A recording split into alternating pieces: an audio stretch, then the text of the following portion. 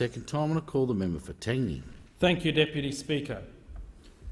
I take no pleasure in the necessity of this bill, but I do have immense pride in the ability of this government to act swiftly and comprehensively. Indeed, the mark of maturity is accepting that one is not always right. And by virtue of this debate, the Abbott administration is demonstrating measure and maturity. The Australian people expect no more and accept no less.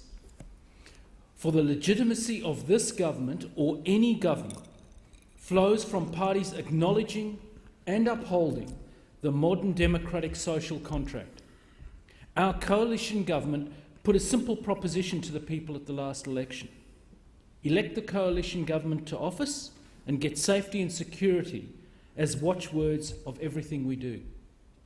This has been the case of every hour of every day since September 7, 2013. Our mandate, an overwhelming win at the polls, was built upon the specific platform of action called Our Plan. Our Plan enshrines and emphasises safety and security in its every promise. The budget repair measures introduced in May are the first part of building that strong, prosperous economy. As an aside, I'm pleased to inform the House that WA small businesses are the most optimistic in the country, according to Westpac's Small Business Index with the Melbourne Institute. In WA, 95% of firms are small businesses with 209,000 companies. A strong, prosperous economy is a fundamental that pins everything we do with respect to safety and security. Safety and security means stopping the boats. Safety and security means securing the future of Medicare. Safety and security means securing our economic success and standard of living by cutting red tape and building the roads for the 21st century.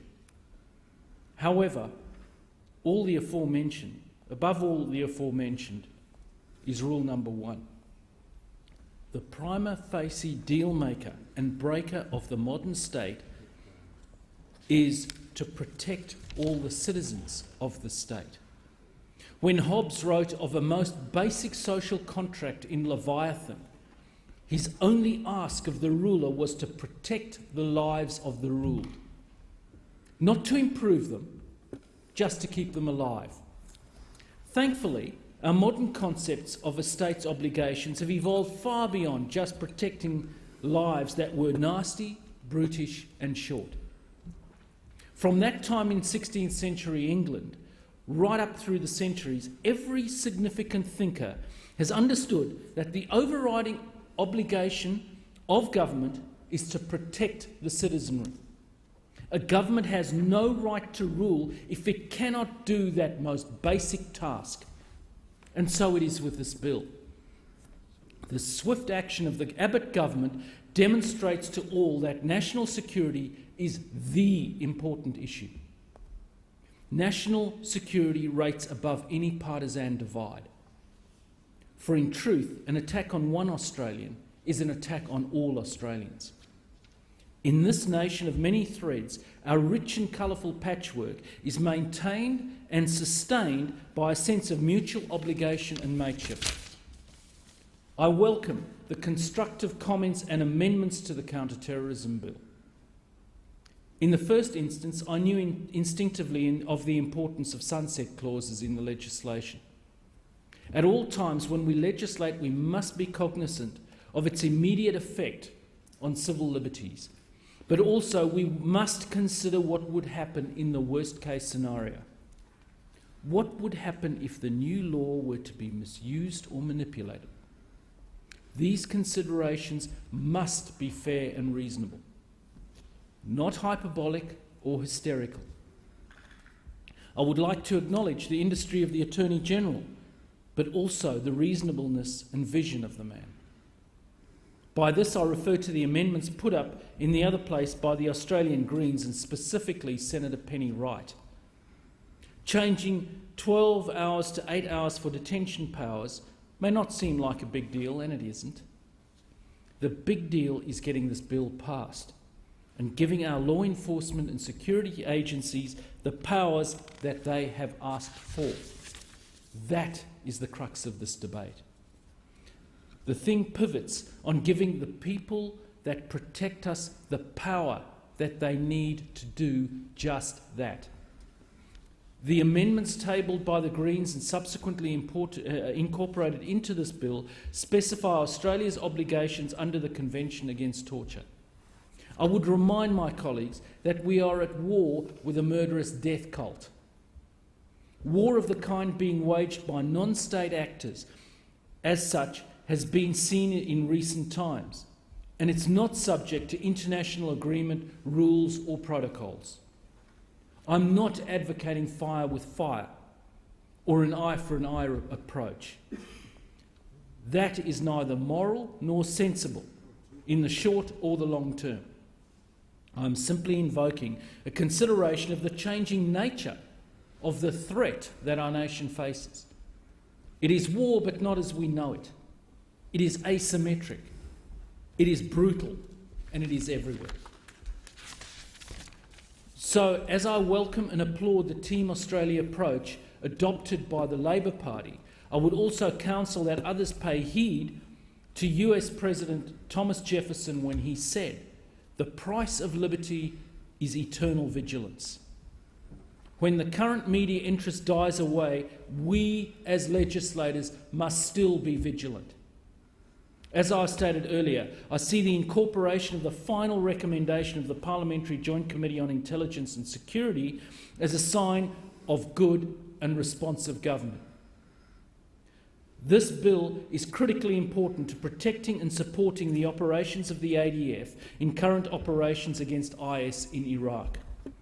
This bill enables the intelligence services to collect information on Australians they suspect may be aiding and abetting the enemy. In practical terms, that is, persons suspected of training with or attempting to travel to areas of conflict to assist IS militants. This bill is exceptionally useful and urgent. The proposed enactment of a statutory basis for ASIS to provide assistance to the ADF in support of overseas military operations. Support of this nature has previously been provided only in an ad hoc way, without clear parliamentary authority. The amendments make provision for the contingency that the relevant ministers may be temporarily uncontestable when there is an urgent, previously unforeseen need to collect vital intelligence. Opportunities are being missed because agency heads do not have the power to exercise emergency ministerial authorisations, thus limiting control and search capability. The amendments will address this by enabling an agency head to grant a limited emergency authorisation, subject to rigorous and extensive safeguards and oversight mechanisms. These authorisations are strictly limited to 48 hours maximum and cannot be renewed. This is simply a recognition of changing nature of the threat, but also reflective of our modern world. Things move quickly. A golden opportunity doesn't come twice. The safeguard being that the IGIS must also be notified as soon as practicable within 3 days. The amendments to the Criminal Code will further strengthen the control order regime and enhance the capacity of law enforcement agencies to protect the public from terrorist acts. The amendments will allow the AFP to request and an issue in court to make a control order in relation to those who enable those who recruit. The expansion of the control order regime to cover such individuals will help disrupt terrorism at an earlier stage, keeping Australia and Australians safe and secure. I am disappointed that Senator Leyonhjelm in the other place would use this bill to engage in political point scoring along with Labor and the Greens. It is sad when someone with eminently sensible principles and beliefs can be led along the garden path by economic vandals and hollow, myopic careerists. The good senator tries to engage a bit of histrionics when claiming that there is an abrogation of ministerial responsibility by extending emergency ministerial authorisations to the heads of intelligence agencies. In truth, the only abrogation to be spoken of would be an abrogation of duty if the Minister did not put in place such a provision. The Minister is bound by oath to plan for every situation and always for a worst-case scenario.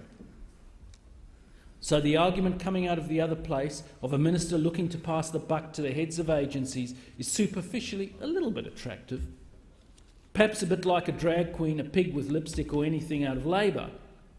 But distance is the thing. When one comes a little bit closer, the truth is out. Any number of series of serious and unfortunate events could befall the Attorney-General when acting in his other role as Minister for the Arts. Think of poor old Lincoln. And if the intelligence agencies had a major tip-off, what would the good senator or senators want done then? Wait until the morning? Wait until the next phone call? Keep waiting? I know I would prefer for myself and my children. I would want to know that when I go to bed at night, there's always going to be someone watching and ready to act. That is the safety and security the Coalition was elected to provide. And I am proud to be part of that coalition. So when Senator Leyonhjelm rises to speak against the counter-terrorism legislation bill in the other place and says that he is sick of it, is he sick of safety and security? Sick of peace, prosperity and progress? I know what the Australian people are sick of. Do-nothing windbags and histrionics. Hyperventilating about this or that, all while preventing our security professionals from getting the tools they need. Confected indignation is not a plan. What we are debating then is in sum is a tripartite bill that has been requested by our intelligence services to enable them to do the job that they have been tasked with. The three parts of the bill are control orders, emergency ministerial authorisations, and sharing and cooperation between ASIS and the ADF on military operations, such as against IS in Iraq. Let there be no doubt about it. IS is bringing a new age of darkness. So crawl into a cave or stand up and out as the blanket of death falls. The Coalition will stand up. It is always concerning and bewildering how so many on the left are fundamentally suspicious of the motives of intelligence and security agencies and services.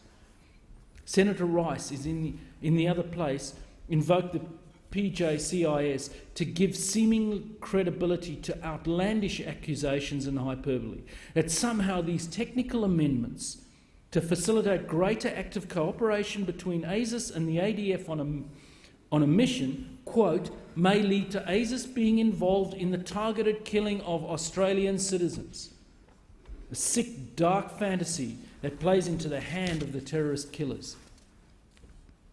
Any and every decent, upstanding Australian knows this to be fantasy beneath contempt.